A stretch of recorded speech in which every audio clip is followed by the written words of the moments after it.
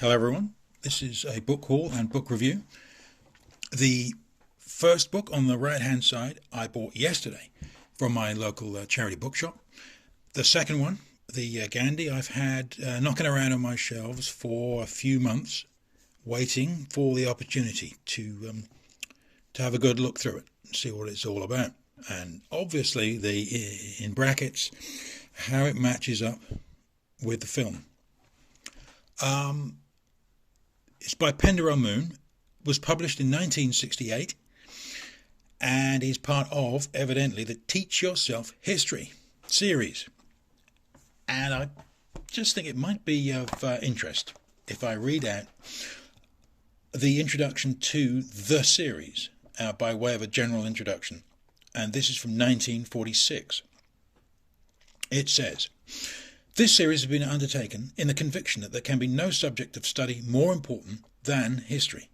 Great as have been the conquests of natural science in our time, such that many think of ours as a scientific age par excellence, it is even more urgent and necessary that advances should be made in the social sciences, if we are to gain control of the forces of a nature loosed upon us.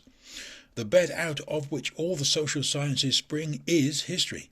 There they find, in greater or lesser degree, subject matter and material verification or contradiction. There is no end to what we can learn from history, if only we will, for it is coterminous with life. Its special field is the life of man in society, and at every point we can learn vicariously from the experience of others before us in history.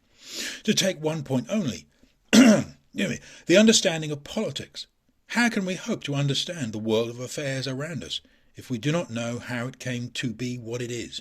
How to understand Germany, or Soviet Russia, and Russia as it is today, or the United States, or ourselves, without knowing something of their history? There is no subject that is more useful or indeed indispensable."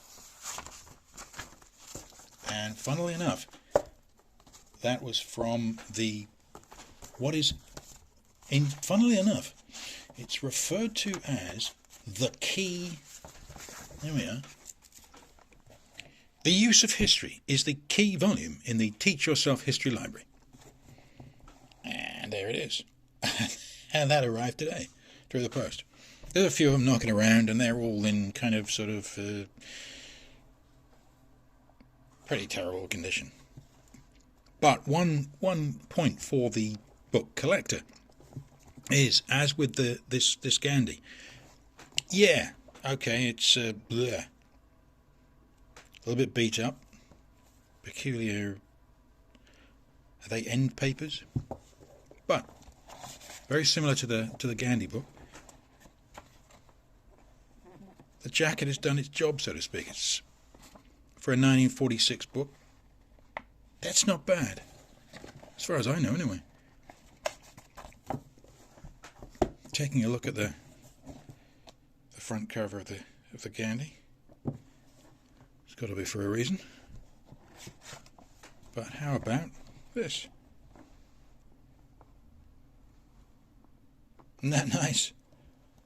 Just sharp. Nice condition.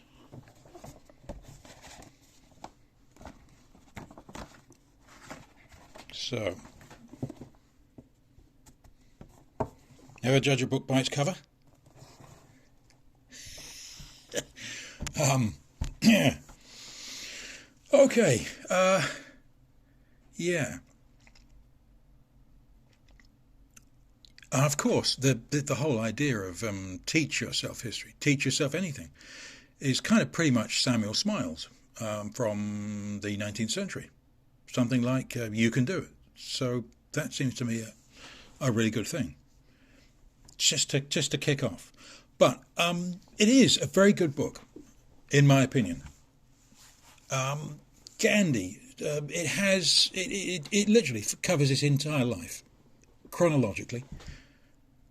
It starts with his early youth, his mother and father and uncle, and that kind of thing, the port city where he was brought up, where he encountered different religions and different cultural influences. where he studied religions, including Christianity, which the book says he incorporated into his life. And of course that may well prove meaningful via the film, if you've seen the film, the 1982 film.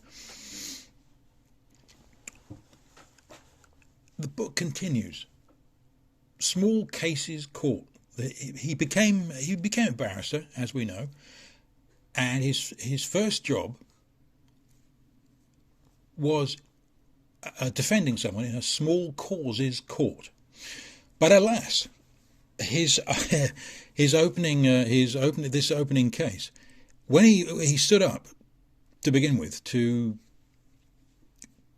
make his opening remarks to the court, he discovered that he had absolutely not a thing to say at all, and duly sat down again and proceeded to reimburse the defendant his 30 rupees fee, and then walked out of the courtroom.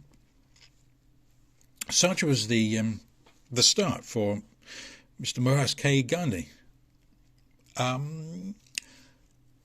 Later on, it talks about the being thrown off a train in South Africa, as per the film.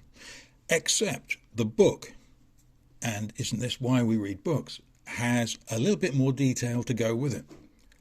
Yeah, he was thrown off a train in South Africa, but he was thrown off the train because one of the passengers complained to the guard.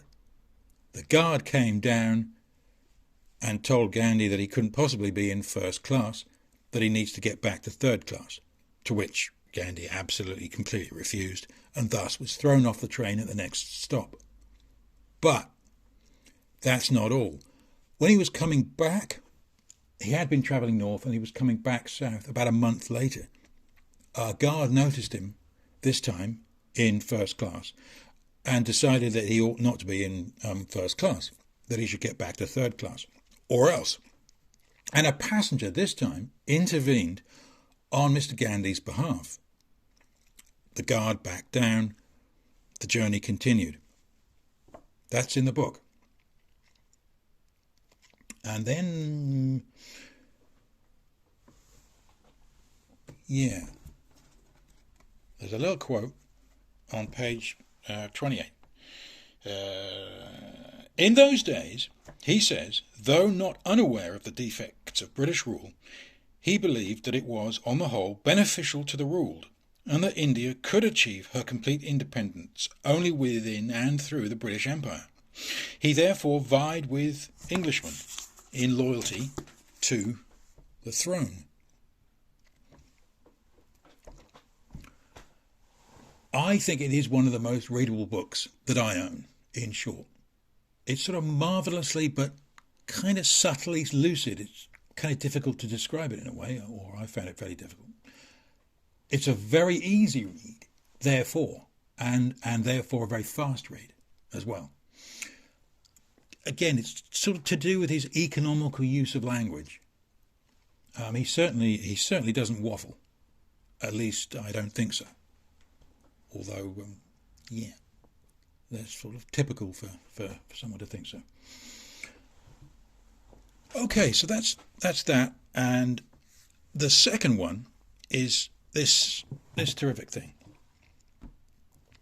This was first published in 1911. This particular book is from 1984, and I broke my golden rule, effectively, for buying condition-wise, mainly because of all this stuff on the. I don't like that sitting on my shelves, staring at me whenever I'm in the general location. For some reason, it's also got lots of age and whatnot there. Ugh. Not good, but good enough, I think. And I made an exception, or I broke my golden rule. But I'm pleased that I have. Effectively, how to describe it? Rather than my describing how good it is, how it is, it's just full of life, full of love, and joie de vivre. I can't think of a better way of describing it. I thought overall it might be best to read out a short paragraph that's right at the beginning, page 1, practically, so you can make up your own mind. I mean, I can tell you it's a fantastic book, and I do think it is tremendous. But Lady Wilson was born Anne MacLeod. She gets married to a guy and goes out to India in 1889 and is there for 20 years. And in 1889 she writes from Shahpur.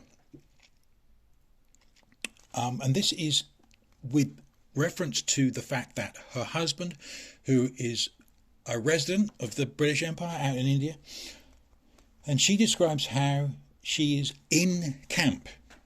And in camp is effectively on tour around the area to which he has a responsibility and jurisdiction. And she writes, "Farewell to the four walls of a house, and all hail to a nomad existence in the wilds under canvas. The string of 28 camels left an hour ago with," and she describes a whole list of all sorts of things that the camels are carrying: pots and pans, clothes, books, bathtubs, the works. "Men followed walking with beds on their heads. I watched the start and was much amused." And then she continues, and this is a very short little bit from the second paragraph, and I quote, "I shall drive in a tonga which we have hired for the winter. It is a cart like an old-fashioned English wagon with a seat in the centre and a covering hood, a pair of lanky and boisterous horses, and an Afghan as a driver. He is a splendid old man, with a turban and a coat of many colours, and a horn to blow to clear the way as we go, or to announce, perhaps, that we are arriving." Cracking stuff.